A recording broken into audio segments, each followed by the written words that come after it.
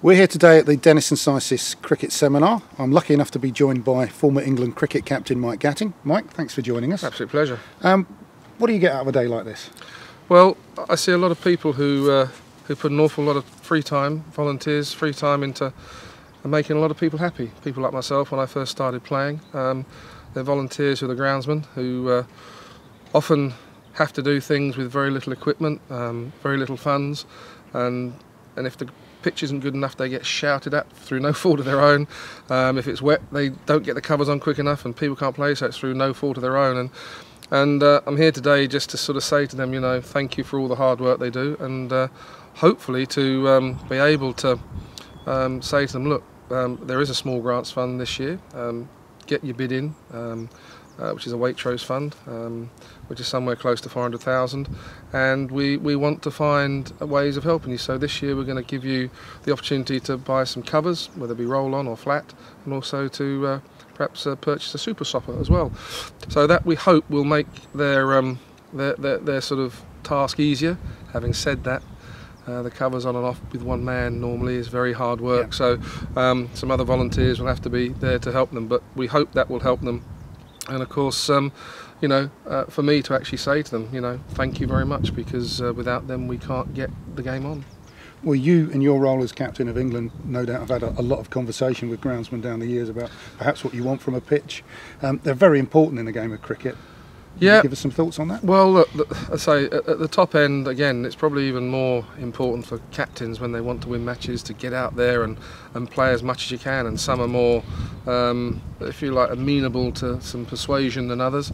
But you know, all in all, the guys are out there many hours. You know, first thing in the morning, last thing at night, and so they do have extremely long days. And the guys that do the professional game really are always looking to produce the best they can. And we're very lucky in this country that we do have, you know, 18 first-class counties that all have fantastic groundsmen.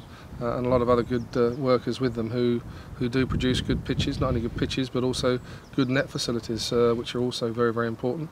And I say the outfields these days are much better too, and that's due to ECB helping with drainage and also the floodlights. So the end result of that, of course, is that there's more cricket played, more cricket seen, and hopefully the spectators like that. Do you think it's actually improved the standard of cricket?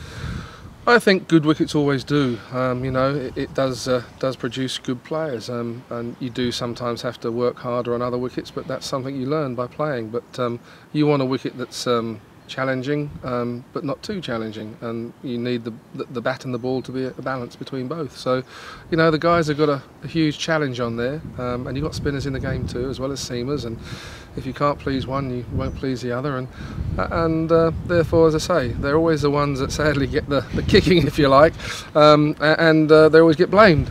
But they shouldn't, because they do a fabulous job. Well, they got pressures from other areas other than just the players and the captains, yes, haven't they? They have indeed, and you know, it's all about you know, clubs and chairmen and boards who want to win competitions, and therefore they want obviously the best possible pitch for their particular team. And in terms of your role with the ECB, obviously you're doing a lot through the grant programme. Are there other resources that you have for groundsmen? Yeah, we've got a website called www.ecb.co.uk/groundsman, and it's hopefully a very useful tool that will be able to go online and look at the resource, and it will give them hopefully lots of very good tips to groundsmen who need either some confirmation of what they're doing, or some of the younger ones who are still learning and would like to find out what is the best way of doing it. They know one way, but is there another?